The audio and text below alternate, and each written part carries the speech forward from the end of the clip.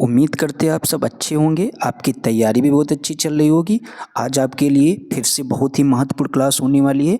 आज आपके लिए हम सीडीपी का प्रीवियस ईयर का सॉल्यूशन आपको कराएंगे। जो पेपर आपका 2019 में हुआ था उस पेपर का आपको सॉल्यूशन कराएंगे।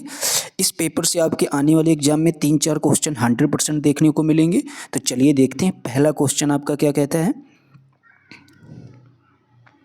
बहुत ही ध्यान से समझना है आप लोग। पहले क्या करेंगे, क्वेश्चन को अच्छे से पढ़ेंगे, उसके बाद चारों ऑप्शन में जो आपको सही लगता है उस पर आप अपनी तरफ से निशान लगाएंगे, फिर देखना है आपका सही आंसर कौन सा है। तो चलिए देखते हैं पहला क्वेश्चन। ये आपका मोस्ट इंपॉर्टेंट है। छात्र केंद्रित शिक्षा शास्त्र की क्या विशेषता है। यंत्रवत याद करना, याद करने वाली सारी बातें नेगेटिव ही होती हैं। आगे देखते हैं, योग्यता के आधार पर विद्यार्थियों को नामांकित करना तथा वर्गीकरण करना। नामांकित करना, वर्गीकृत करना, ये भी बात आपकी गलत हो जाएगी। केवल पाठ्य पुस्तक पर निर्भर होना, ये भी बात आपकी सही नहीं है। बच्चों के अनुभवों को प्रमुखता देना, ये बात आपकी बिल्कुल सही हो जाएगी। छात्र केंद्रित, अगर बात छात्र से संबंधित हो रही है तो छात्र की बातों को ही वरीयता देनी है। तो आपसे ऑप्शन क्या कह रहा है, डी वाला, बच्चों के अनुभवों को प्रमुखता देना, यही हमारी छात्र केंद्रित शिक्षा शास्त्र की प्रमुख विशेषता है। तो आपका फर्स्ट का ऑप्शन नंबर डी बिल्कुल राइट हो जाएगा। आगे देखते हैं, ये आपसे प्रश्न नंबर आपका 2 है। आपसे पेपर में कम से कम 4 से 5 बार ये क्वेश्चन आपके एग्जाम में आया है, तो इसको आप 100% तैयार कर लीजिए। तो चलिए देखते हैं क्या पूछा गया है। संवेग एवं संज्ञान एक दूसरे से, पहला ऑप्शन, सन्निहित होते हैं, संबंधित नहीं हैं, पूर्णतया अलग हैं, फिर क्या है, स्वतंत्र हैं। तो आपकी जानकारी के लिए बता देते हैं, संवेग एवं संज्ञान एक दूसरे में सन्निहित होते हैं। ठीक है, तो आपका ऑप्शन नंबर दूसरे का फर्स्ट वाला बिल्कुल सही हो जाएगा। यह आपसे पेपर में कई बार क्वेश्चन पूछा गया, तो इसको आप जरूर तैयार कर लेना। देखते हैं क्वेश्चन नंबर 3 हमारा क्या कहता है। संरचनावादी ढांचे में अधिगम प्राथमिक रूप से, तो जो हमारा संरचनावादी ढांचा होता है इसमें जो अधिगम है वो प्राथमिक रूप से क्या होता है, अनुबंधन द्वारा अर्जित या अवबोधन की प्रक्रिया पर केंद्रित, यंत्रवत याद करने पर आधारित, याद करने की बात सारी निगेटिव होती हैं, और प्रबलन पर केंद्रित, ये भी बात आपकी सही नहीं है। तो जो हमारा संरचनावादी ढांचा होता है इसमें जो अधिगम है वो प्राथमिक रूप से जो है अवबोधन की प्रक्रिया के केंद्रित होता है। किस पर केंद्रित होता है, अवबोधन की प्रक्रिया पर केंद्रित होता है। तो तीसरे का आपका ऑप्शन नंबर बी बिल्कुल सही हो जाएगा। ठीक है, आगे देखते हैं क्वेश्चन नंबर 4 आपका क्या कहता है।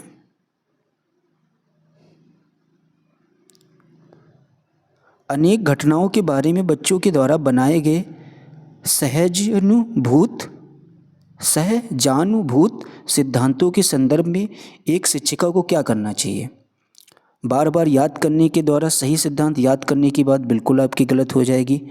प्रतिकूल प्रमाण एवं उदाहरणों को प्रस्तुत करके बच्चों के इन सिद्धांतों को चुनौती देना चाहिए, ये बात आपकी जहाँ तक सही हो सकती है। लेकिन आगे वाले भी ऑप्शन देखते हैं। बच्चों के इन सिद्धांतों को अनदेखा करना चाहिए, अनदेखा नहीं करना चाहिए। बच्चों को दंडित करने की बात भी आपकी गलत हो जाएगी। तो आपका 4 का ऑप्शन नंबर बी बिल्कुल सही हो जाएगा। आगे देखते हैं क्वेश्चन नंबर 5 क्या कहता है। बच्चों को अधिगम गतिविधियों में भागीदारी करने के लिए लगातार पुरस्कार देना व दंड का प्रयोग करने से क्या प्रभाव पड़ता है। तो पुरस्कार देना, दंड देने से क्या प्रभाव पड़ेगा बच्चों के अधिगम पर। तो देखते हैं, पहला ऑप्शन आपका क्या है, यह बच्चों को प्रदर्शन आधारित लक्ष्यों के बजाय निपुणता पर ध्यान देने के लिए प्रोत्साहित करता है। जी बिल्कुल नहीं। आगे देखते हैं, अधिगम में बच्चों की स्वाभाविक अभिरुचि तथा जिज्ञासा कम होती है। जी बिल्कुल, ये बात सही हो जाएगी। अगर आप बार बार बच्चों को पुरस्कार व दंड देंगे तो उनमें जो है सीखने में क्या होगी, अधिगम में जो है बच्चों की स्वाभाविक अभिरुचि तथा जिज्ञासा क्या होती जाएगी, कम होती जाएगी। ये बात बिल्कुल हमारी सही हो जाएगी। तो 5 का ऑप्शन नंबर बी राइट हो जाएगा। आगे देखते हैं क्वेश्चन नंबर आपका 6 क्या कहता है। संरचनावादी सिद्धांतों के अनुसार अधिगम के बारे में निम्नलिखित में से कौन सा कथन सही है। जो हमारे संरचनावादी सिद्धांत था उसमें जो है अधिगम के बारे में कौन सा कथन हमारा सही होगा, देखते हैं। अधिगम आवृत्ति संबंध के द्वारा व्यवहारों का अनुबंधन है। जी नहीं। अधिगम सक्रिय, देखिए सक्रिय जैसे ही आप देखेंगे ये आपका पॉजिटिव टैग वर्ड होता है। अधिगम सक्रिय विनियोजन के द्वारा ज्ञान की संरचना की प्रक्रिया है। जी बिल्कुल। तो आपका देखा जाए ऑप्शन नंबर 6 का बी वाला बिल्कुल सही हो जाएगा। आगे देखते हैं 7 नंबर क्वेश्चन। क्या कहता है? विद्यार्थियों को स्पष्ट उदाहरण एवं गैर उदाहरण देने के क्या परिणाम हैं? तो कौन से परिणाम होंगे देखते हैं। या अवधारणाओं की समझ में अभाव पैदा करता है? जी बिल्कुल नहीं। या अवधारणात्मक समझ के बजाय कार्यविधिक प्रक्रियात्मक ज्ञान पर ध्यान केंद्रित करता है? ऐसा भी नहीं है, तो ये भी बात आपकी गलत हो जाएगी। अवधारणात्मक परिवर्तनों को प्रोत्साहित करने के लिए यह एक प्रभावशाली तरीका है, ये बात आपकी बिल्कुल सही हो जाएगी। उदाहरण एवं गैर उदाहरण देने से विद्यार्थियों को जो है अवधारणात्मक परिवर्तनों को प्रोत्साहित करने के लिए एक प्रभावशाली ये तरीका होता है हमारा। ठीक है, तो आपका 7 का ऑप्शन नंबर सी बिल्कुल सही हो जाएगा। आगे देखते हैं क्वेश्चन नंबर आपका 8 क्या कहता है। एक प्राथमिक विद्यालय की अध्यापिका बच्चों को एक प्रभावशाली समस्या समाधानकर्ता बनने के लिए किस प्रकार से प्रोत्साहित कर सकती है? तो गलत उत्तरों को अस्वीकार करके एवं दंडित करके? जी बिल्कुल नहीं। बच्चों को सहजानुभूत अनुमान लगाने के लिए प्रोत्साहित करके तथा उसी पर आधारित विचार मंथन करके। ये बात जहाँ तक आपकी बिल्कुल सही हो जाएगी।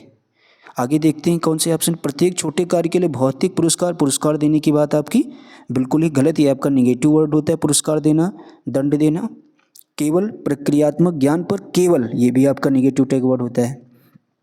तो आपका ऑप्शन नंबर 8 का बी बिल्कुल सही हो जाएगा। क्या सही हो जाएगा? बच्चों को सहजानुभूत अनुमान लगाने के लिए प्रोत्साहित करके तथा उसी पर आधारित विचार मंथन करके। आगे देखते हैं 9 नंबर क्वेश्चन आपका क्या कहता है।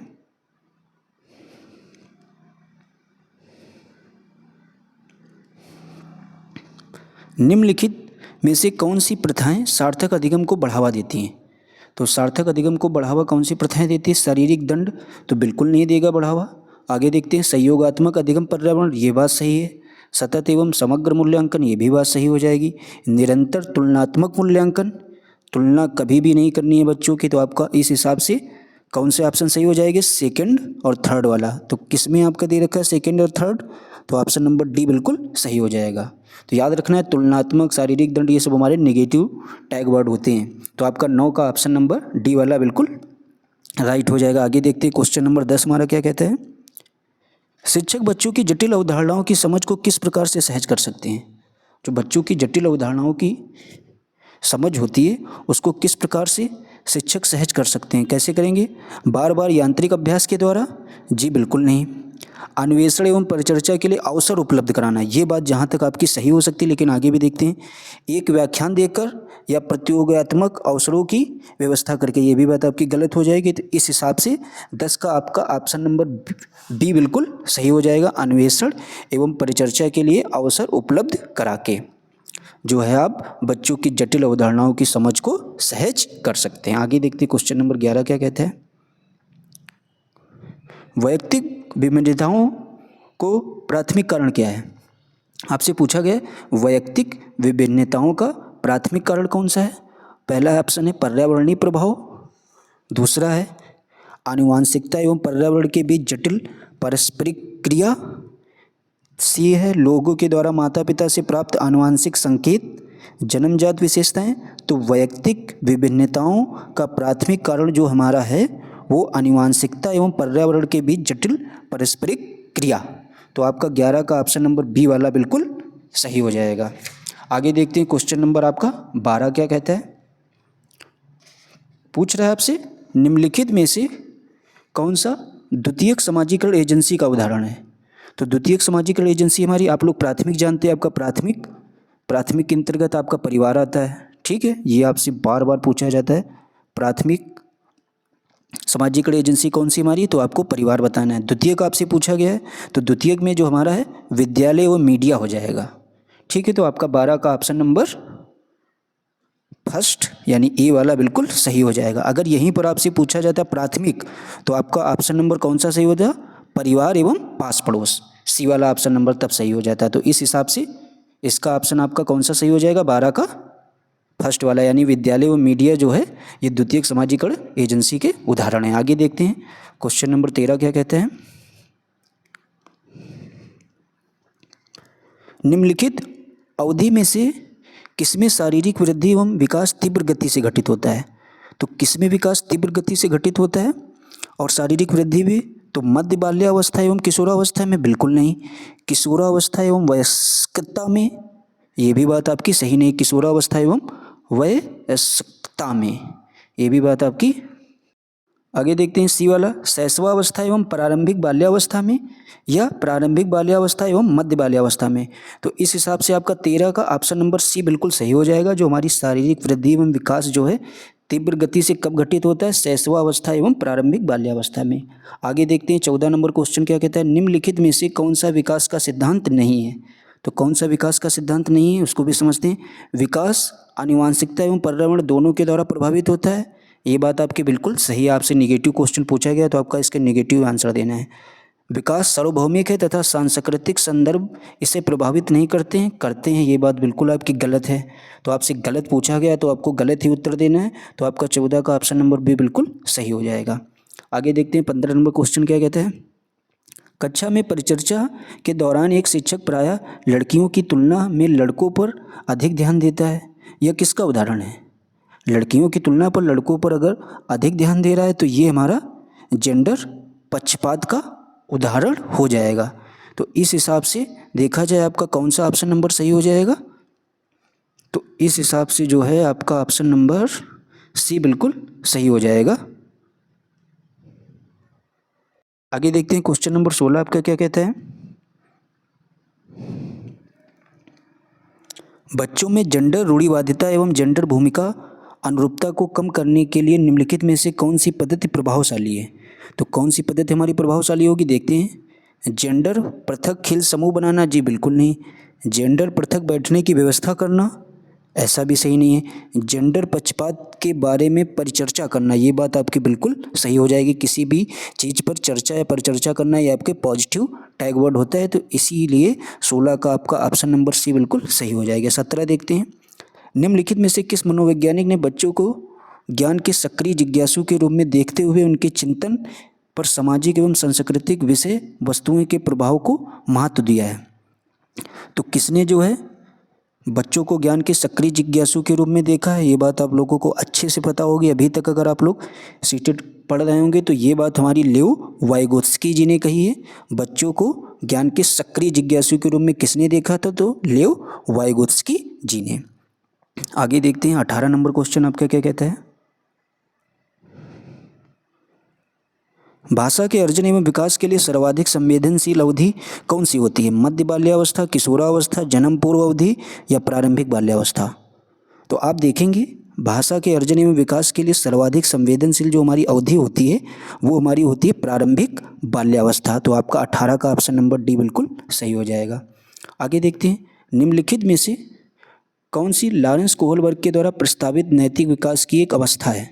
तो कौन सी जो है लॉरेंस कोहलबर्ग द्वारा प्रस्तावित नैतिक विकास की एक अवस्था है, कौन सी हमारी हो जाएगी, मूर्त संक्रियात्मक अवस्था या उद्योग बेनाम आधीनता अवस्था या प्रसुप्ति अवस्था या सामाजिक अनुबंध अभिविन्यास। तो देखा जाए हमारा लॉरेंस कोहलबर्ग द्वारा प्रस्तावित नैतिक विकास की जो हमारी अवस्था एक है वो सामाजिक अनुबंध अभिविन्यास। तो आपका 19 का ऑप्शन नंबर डी बिल्कुल राइट हो जाएगा। आगे देखते 20 नंबर क्वेश्चन क्या कहता है,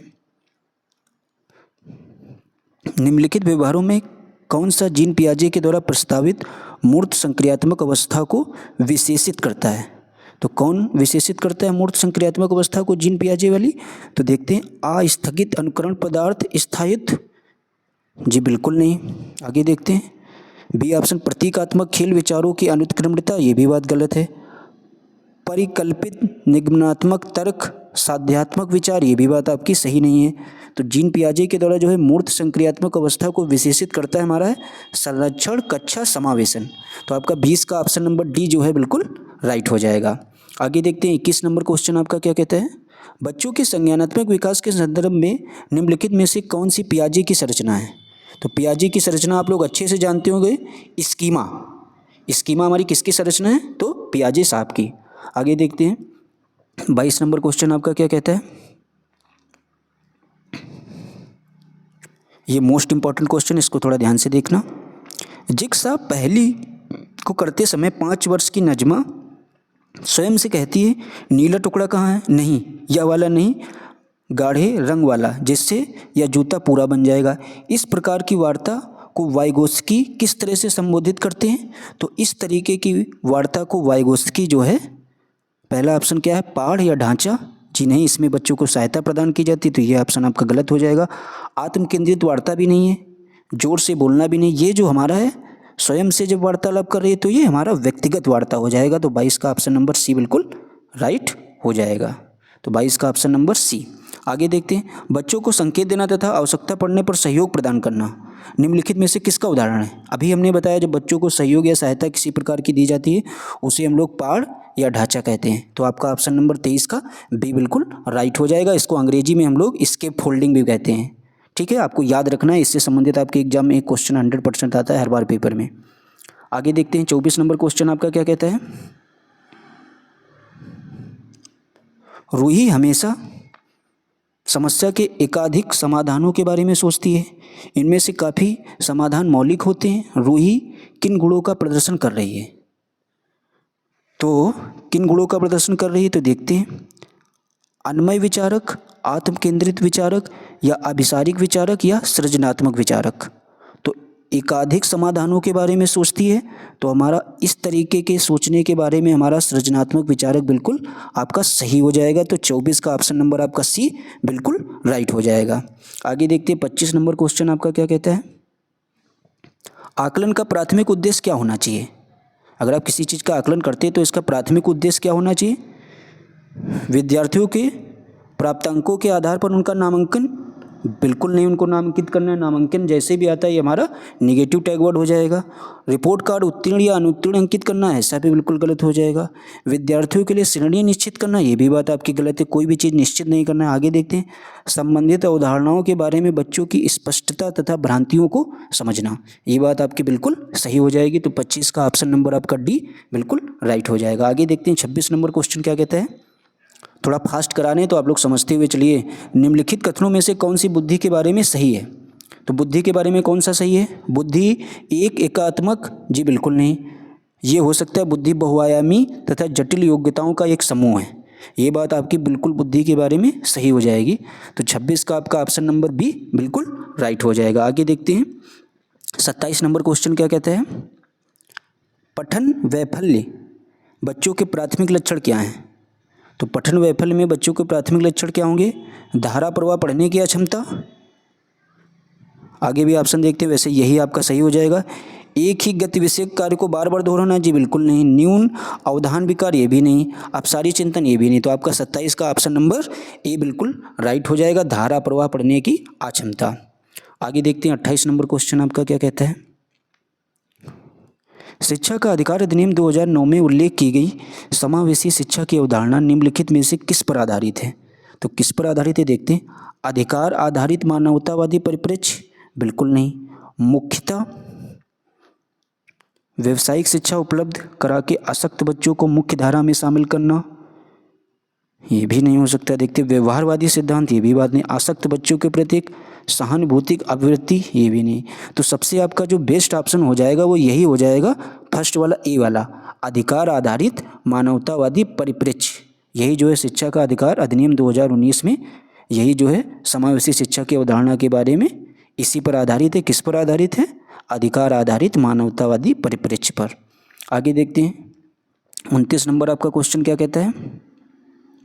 शिक्षण अधिगम प्रक्रिया में वंचित समूहों से संबंधित विद्यार्थियों के द्वारा सहभागिता कम होने की स्थिति में एक शिक्षक को क्या करना चाहिए? तो सहभागिता कम होने की स्थिति में एक शिक्षक को क्या करना चाहिए देखते हैं। पहला ऑप्शन क्या है, इन विद्यार्थियों से अपनी अपेक्षाओं को कम करना चाहिए, जी बिल्कुल नहीं। अपनी शिक्षण पद्धति पर विचार करना चाहिए तथा बच्चों की सहभागिता में सुधार करने के लिए नए तरीके ढूंढना चाहिए, ये बात बिल्कुल आपकी सही हो जाएगी।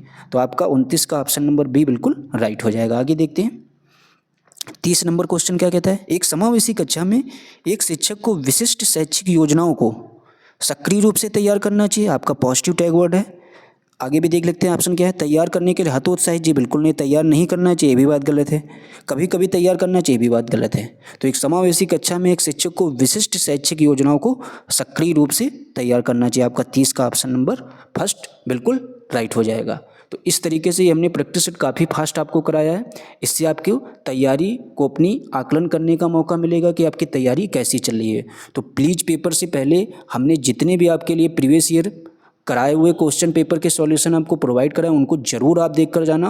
आपकी 100% पेपर में वहाँ से कुछ न कुछ क्वेश्चन ज़रूर आपको देखने को मिलेंगे, क्योंकि प्रीवियस ईयर के क्वेश्चन हर बार पेपर में रिपीट होते हैं। तो प्लीज़ अगर आपको हमारी वीडियो पसंद आई हो तो चैनल को लाइक शेयर सब्सक्राइब जरूर कर देना, और सब्सक्राइब जरूर चैनल को कर देना। कल आपको EVS की मैराथन क्लास इस तरीके से मिलने वाली है, शायद ही पूरे यूट्यूब पर इस तरीके का कंटेंट आपको मिले। हमने कोशिश करके हैंड रिटन नोट्स के माध्यम से आपको वही चीज़ें प्रोवाइड कराएंगे उस क्लास में जो पेपर के दृष्टिकोण से बहुत ही महत्वपूर्ण हैं। Thanks for watching.